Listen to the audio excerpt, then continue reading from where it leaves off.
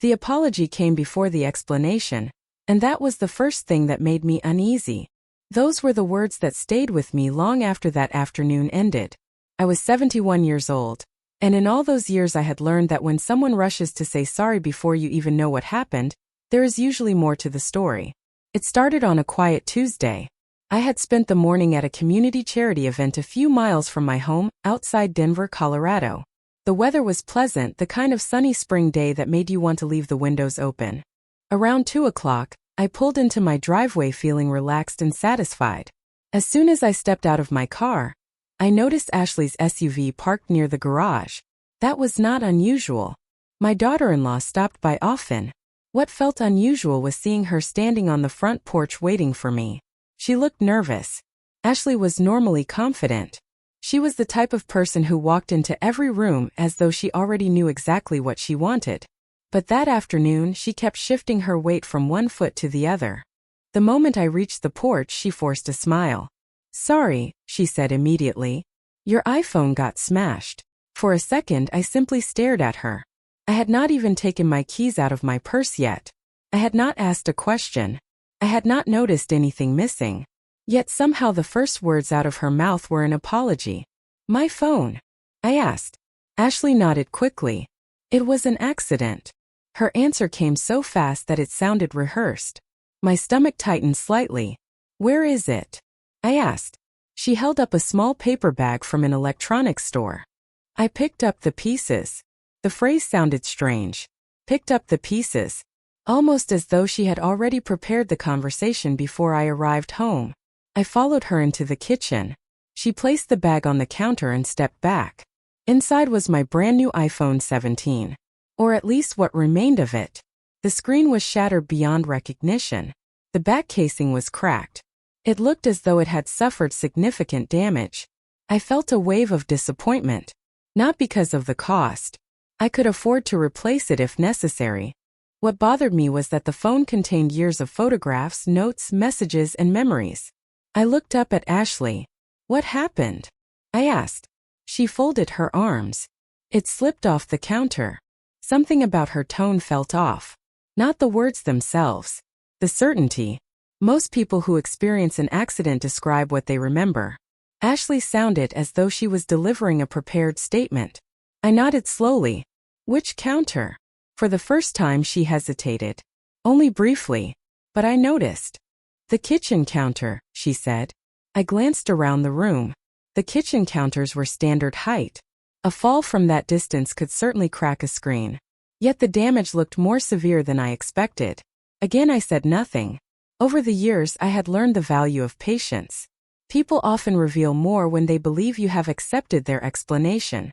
Ashley seemed relieved by my calm reaction. She immediately began offering solutions. "Maybe your insurance will cover it. Maybe the store can recover everything. Maybe it is not as bad as it looks." She kept talking. I kept listening. Then I remembered something that had happened 3 days earlier. Ashley had asked me for money. Not a small amount either. Several $1,000s to help cover what she described as a temporary financial problem. For the first time in years I had told her no. The conversation had been polite, but I could tell she was disappointed. At the time I thought the matter was finished. Standing in my kitchen now, staring at the remains of my phone, I was no longer so sure. I looked back at Ashley. She smiled nervously. "I really am sorry." I smiled back. "I know." But deep inside, a question had already begun forming. Not about the broken phone. About everything that had happened before it. And the more I thought about the timing, the harder it became to ignore the feeling that this story was only beginning. That evening after Ashley left, I sat alone in my living room with the damaged phone resting on the coffee table in front of me. The house felt unusually quiet. Outside, the sun had begun to disappear behind the mountains, painting the Colorado sky with shades of orange and gold. Normally I enjoyed those peaceful moments. That night, however, my thoughts kept returning to the conversation in the kitchen. More specifically, they kept returning to the conversation that had happened 3 days earlier. Ashley had called me on a Saturday afternoon. At first, the discussion sounded casual. She asked about my week.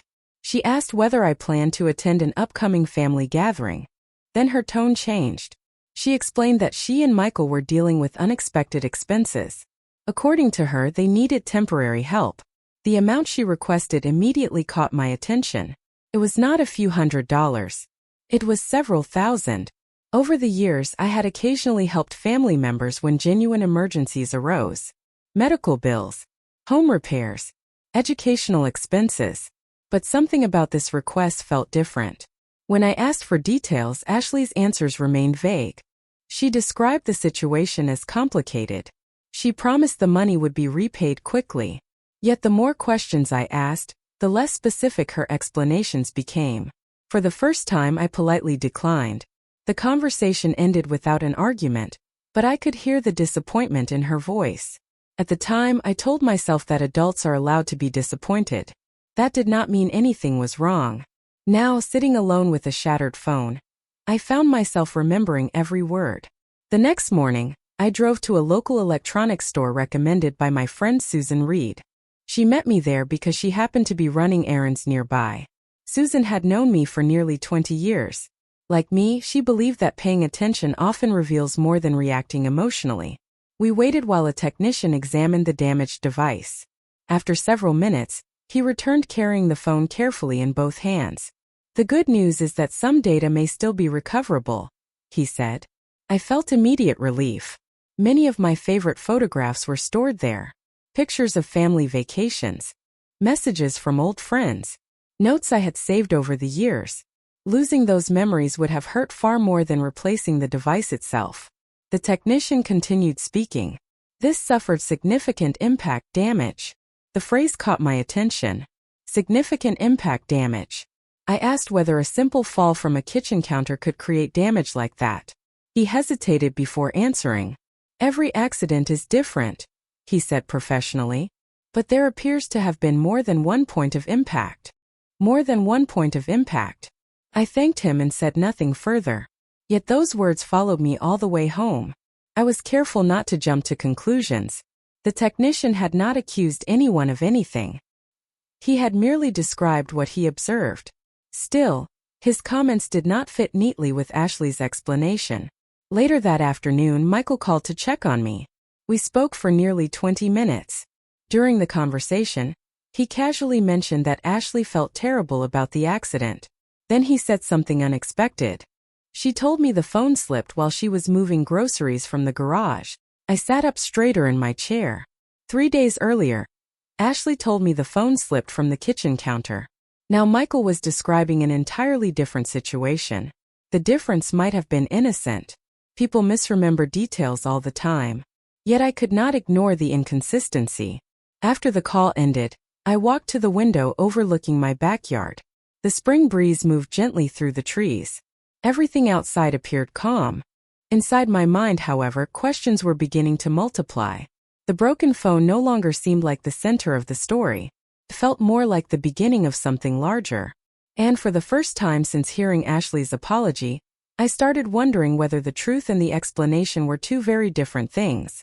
Over the next few days, I found myself thinking about the conflicting explanations more often than I wanted to admit. I was not trying to investigate anyone. I was not searching for reasons to distrust Ashley. In fact, I wanted her story to be true. Life is simpler when accidents are simply accidents. Yet every time I replayed the conversations in my head, something felt slightly out of place. The details refused to settle. On Thursday morning, the electronics store called with an update. Some of the data from my phone had been recovered successfully. I drove there immediately. The technician, Daniel Reed, greeted me at the counter with a reassuring smile.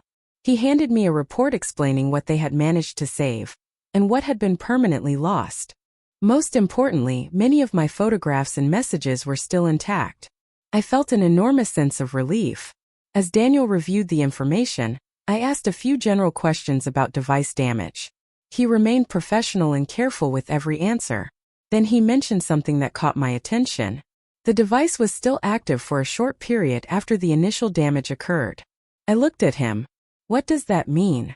He pointed to a timeline on the report. "The phone appears to have registered activity after the first impact. Nothing unusual.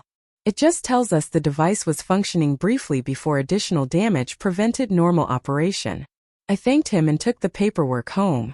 Once again, I reminded myself not to jump to conclusions. Phones are complicated devices. Timelines do not automatically reveal intent. Still, the information added another piece to a puzzle that already felt incomplete. That evening, Susan came over for coffee. We sat in the kitchen while I explained everything I had learned so far. She listened quietly.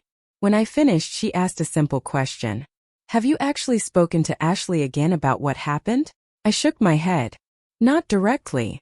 Susan nodded. Then maybe you should. Her advice made sense. Yet something stopped me. Not fear.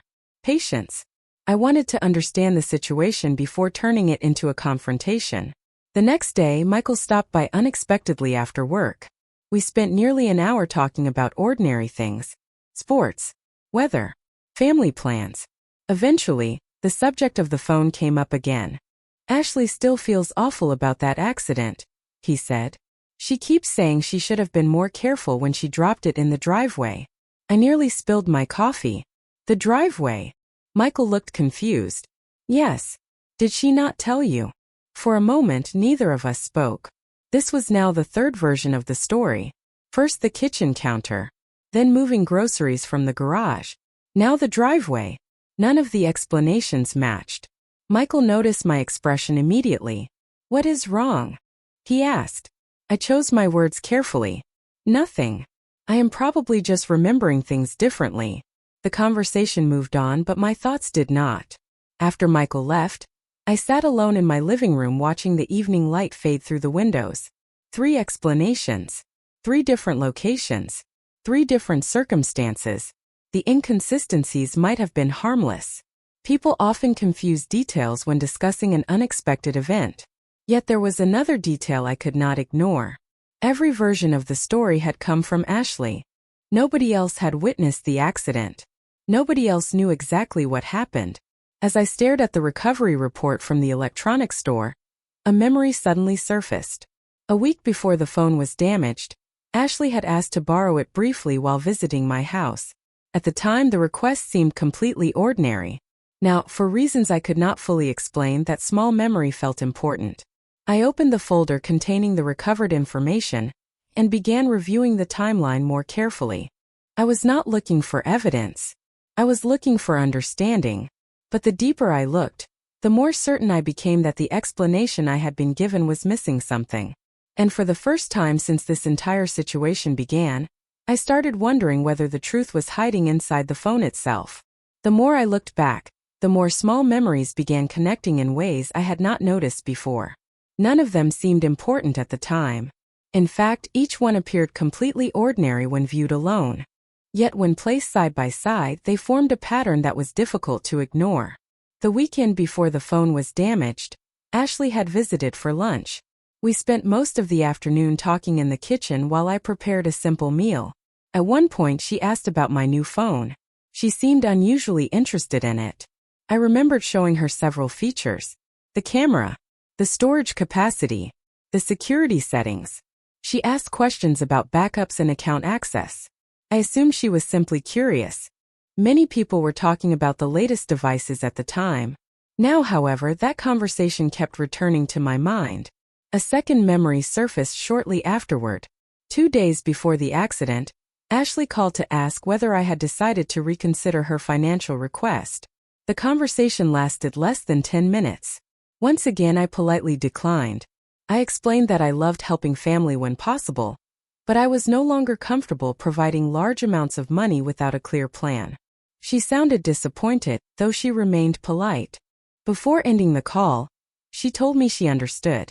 At least that was what I believed at the time.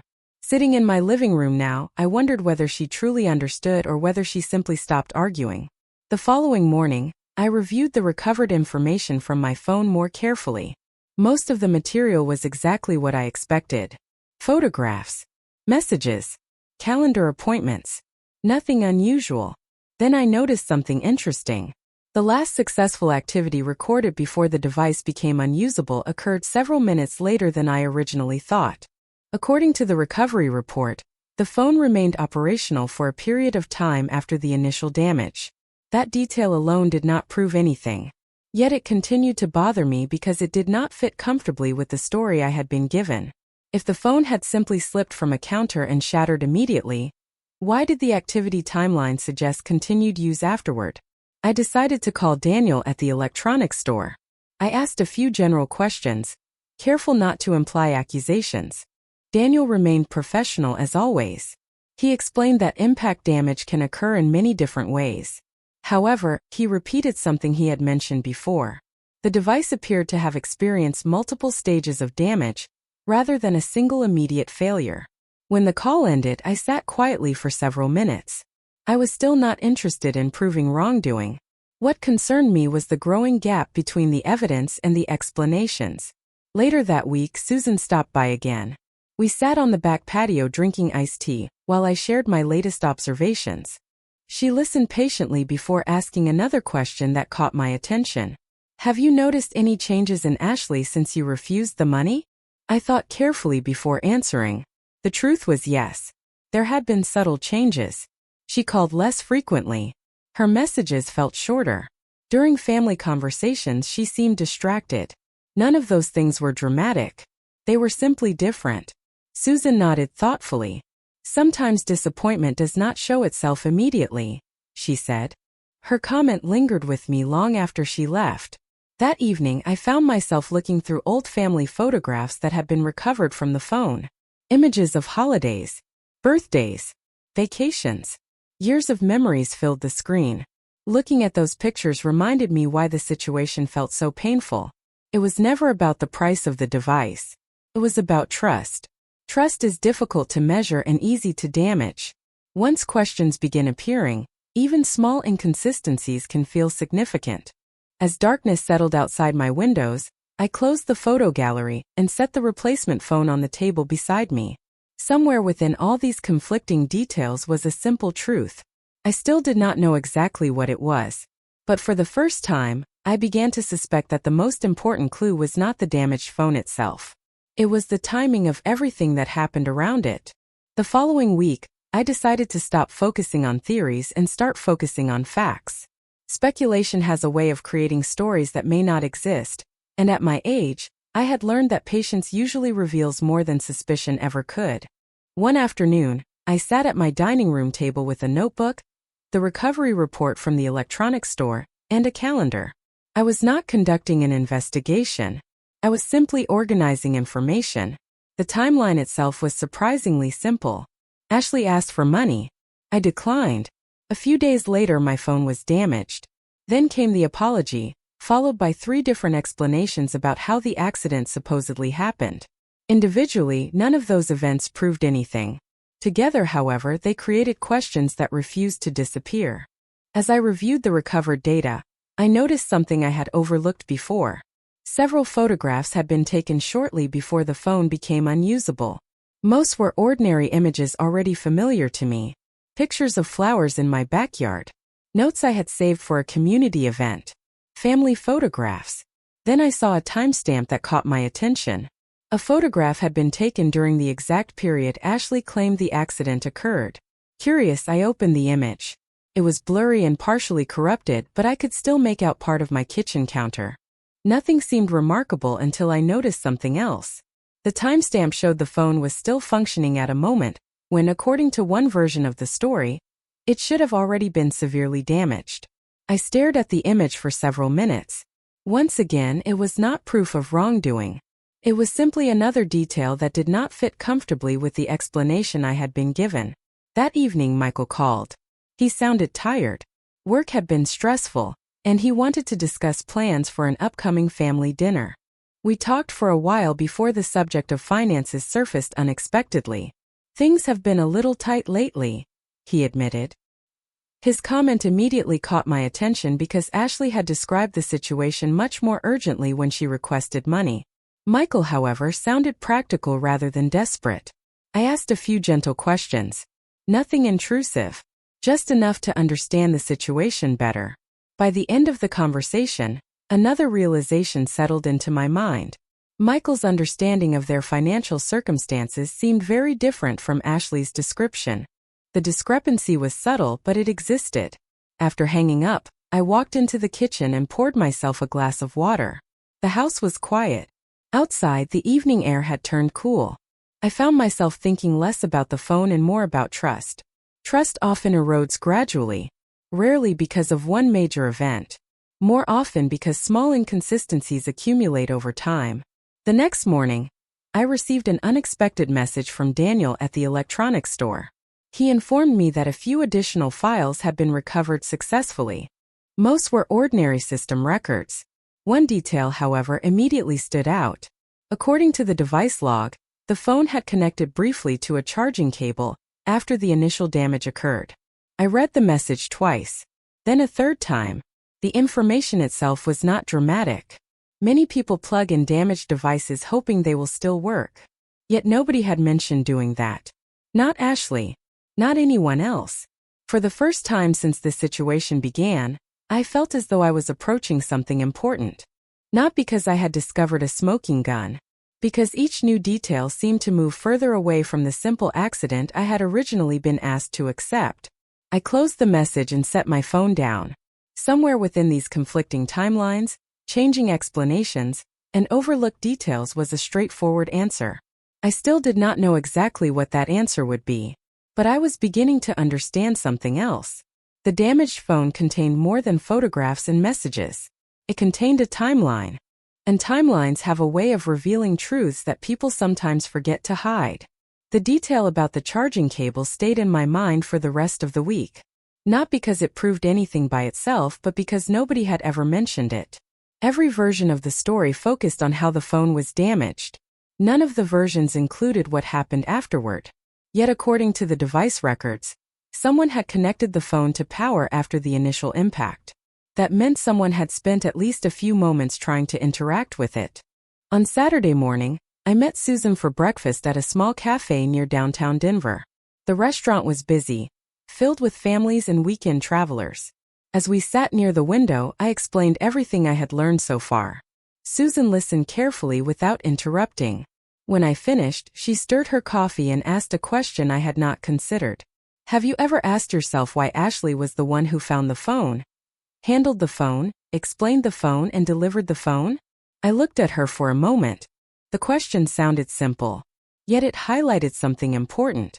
Every piece of information I possessed had passed through Ashley first. There was no independent account of what happened. Susan continued. You keep focusing on how it broke. Maybe the more important question is what happened afterward. Her observation followed me home. Later that afternoon, I sat in my study reviewing the recovered timeline once again. This time, instead of looking at the moment of damage, I focused on the period immediately afterward. That was when I noticed something new. Among the recovered system records was a brief notification log. Most entries were routine and meaningless. One entry, however, caught my attention. A payment application had been opened shortly before the device stopped functioning completely. I frowned. That particular application was one I rarely used. In fact, I could not remember opening it for weeks. Curious, I checked my financial records. Everything appeared normal. No unauthorized transactions. No missing funds. Nothing alarming. Yet the discovery raised another question. Why had that application been opened at all? I tried to think logically. There could be many innocent explanations. Applications sometimes open accidentally. Devices behave unpredictably after damage. Still, when combined with everything else, the timing felt difficult to ignore. 2 days later, Ashley stopped by unexpectedly. Her visit seemed casual at first. She brought a container of homemade cookies and asked how I was doing. We sat together in the kitchen, making small talk about family plans and upcoming summer events. Throughout the conversation, I noticed something unusual. She brought up the phone repeatedly. Not directly. Indirectly. Asking whether the replacement was working well. Asking whether the store had recovered my photographs. Asking whether everything important had been saved. The questions themselves were reasonable. Yet there was a nervous energy behind them that had not been there before. Finally, she smiled and said, "At least there was nothing important on the old device that got lost forever." The statement lingered in the air between us. I smiled politely. Fortunately, most things were recovered. For a brief moment, her expression changed. It happened so quickly that another person might have missed it. Relief. Then surprise. Then something else I could not quite identify. The conversation moved on, but my attention remained fixed on that reaction. After Ashley left, I found myself replaying her exact words. At least there was nothing important on the old device that got lost forever. It was an odd thing to say.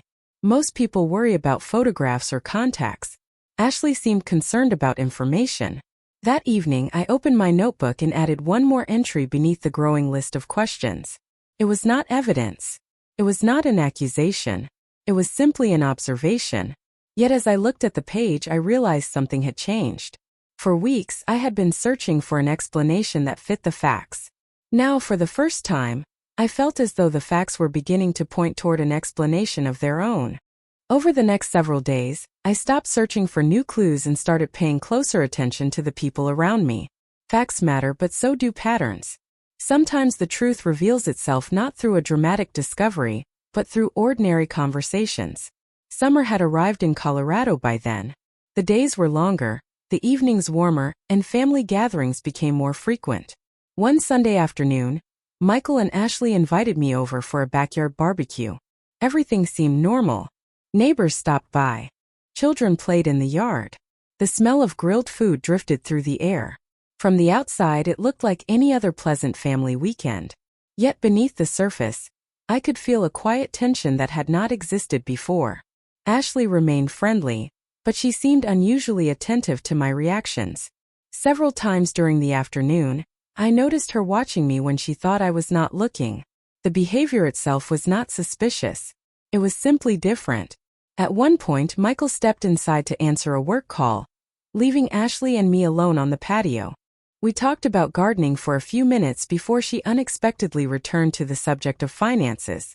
"I know things were awkward after I asked for help," she said. I looked at her calmly. "There is nothing awkward about someone asking." She nodded. "Maybe. But I probably should not have put you in that position." The statement surprised me. It was the first time she had acknowledged the request directly since I declined. I told her there were no hard feelings. That was true. I had never been angry about the request itself. What bothered me was everything that followed. Ashley smiled, but her smile seemed forced. Then she said something even more unexpected. "Sometimes people make mistakes when they are stressed." I waited for her to continue, but she changed the subject immediately. The comment stayed with me for the rest of the day. A few evenings later, Michael called again. During our conversation, he mentioned that he and Ashley were finally getting their finances under control. I was happy to hear it. Then he casually added a detail that caught my attention. "Thankfully, we never had to touch the emergency savings account." I froze for a moment. Emergency savings account. That was interesting because Ashley had previously described their situation as urgent enough to require immediate financial assistance. Once again, the pieces refused to fit together neatly. I did not challenge Michael. Instead, I asked a few general questions and listened carefully. By the end of the call, one thing seemed clear. The financial situation had never been as severe as Ashley originally suggested. The realization did not make me angry. If anything, it made me sad. Trust becomes complicated when people exaggerate problems to gain sympathy or support. A few days later, I received another update from Daniel at the electronics store. Most of the remaining data recovery process had been completed. During our conversation, he mentioned that one final system record had been preserved. It showed a sequence of actions occurring shortly after the device was connected to a charger. Again, nothing dramatic. No missing money. No unauthorized purchases. No alarming activity. Yet the timeline confirmed something important. The phone was handled for several minutes after the initial damage occurred. That fact was now impossible to ignore. The explanation I had been given suggested a simple accident followed by immediate failure. The data suggested something else entirely. That evening, I sat on my back porch watching the sunset. For weeks, I had tried to give every inconsistency the benefit of the doubt. I still wanted to believe there was a reasonable explanation. Yet the growing collection of contradictions had become difficult to dismiss. 3 different stories about where the accident happened. Questions about recovered information. Financial claims that did not match reality. device activity that continued after the supposed accident. Individually, each detail was small. Together, they formed a picture that was becoming increasingly clear. For the first time since this began, I realized I was no longer waiting for evidence. I already had enough questions to justify a conversation. And deep down, I suspected Ashley knew that conversation was coming. The conversation happened sooner than I expected. It was a warm Thursday evening, and Ashley called asking if she could stop by after dinner. Her voice sounded unusually serious. I agreed without hesitation. Deep down, I suspected we had both reached the same point. There were too many unanswered questions left hanging between us. Around 7 o'clock, her SUV pulled into my driveway.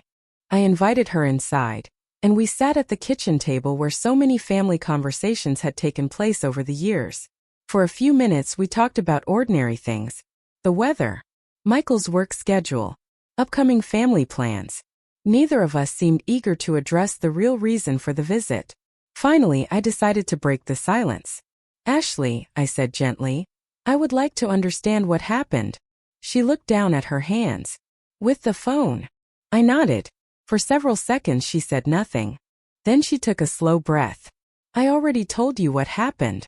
Her answer was calm, but it lacked the confidence I remembered from that first day. I folded my hands on the table.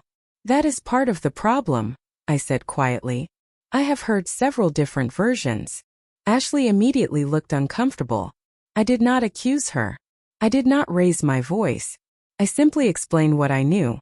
The kitchen counter. The driveway. Carrying groceries. The timelines that did not match.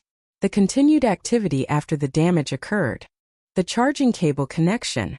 The recovery records. I presented each detail calmly and factually. The more I spoke, the more her expression changed. At first she seemed defensive, then uncertain, then exhausted. When I finished, neither of us spoke for several moments. Finally she looked up at me. "I never meant for any of this to happen." The sentence was not a confession. It was something else. A crack in the wall she had been maintaining for weeks. I remained silent. Ashley stared toward the window before continuing. "The day it happened, I was upset." Her voice trembled slightly. Not angry exactly. Just frustrated. She explained that after I refused her request for money, she felt embarrassed. She had convinced herself that asking for help would solve several problems.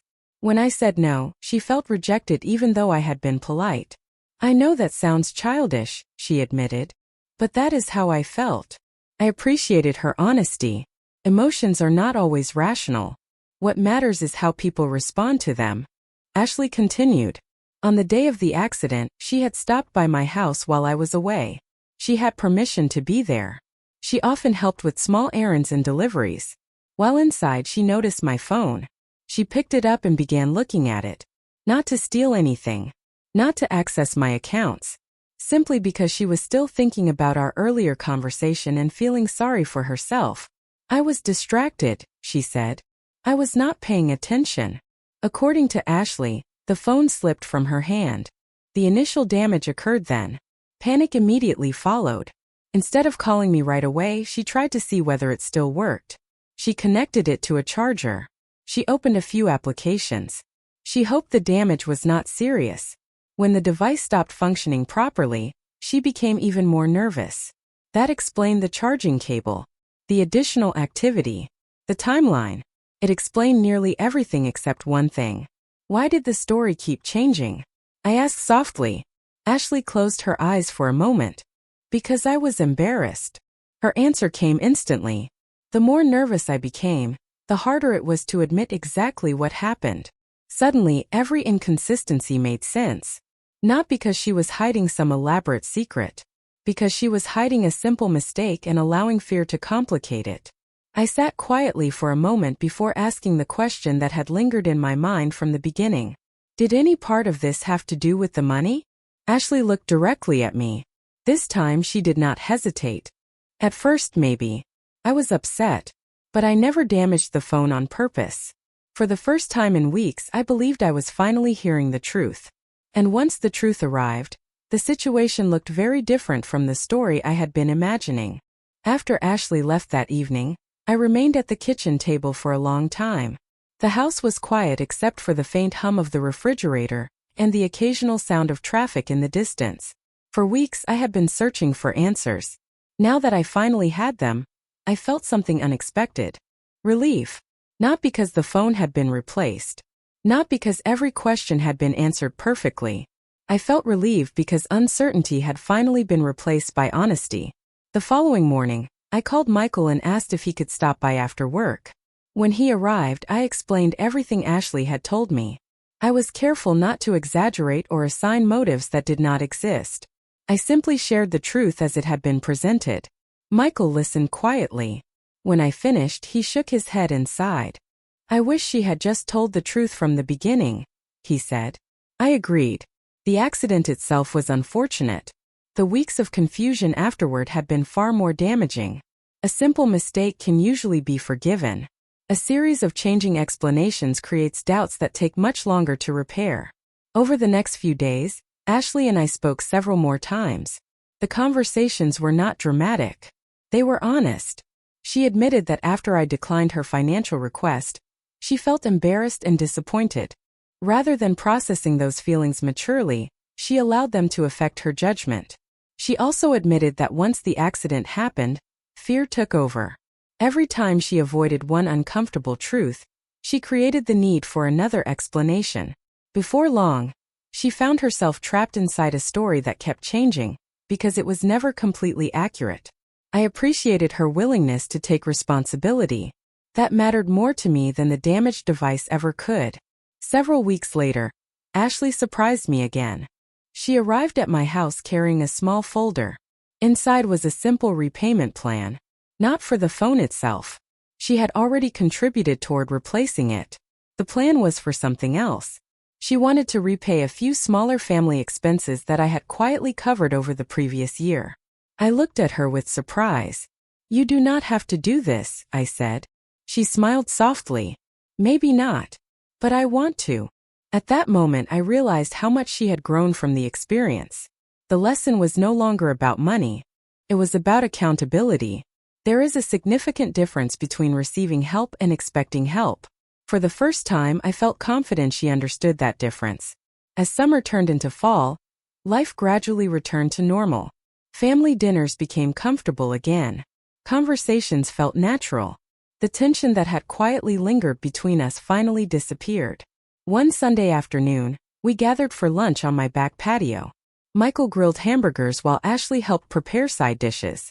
Laughter drifted across the yard. Watching my family together, I found myself thinking about how easily the entire situation could have ended differently.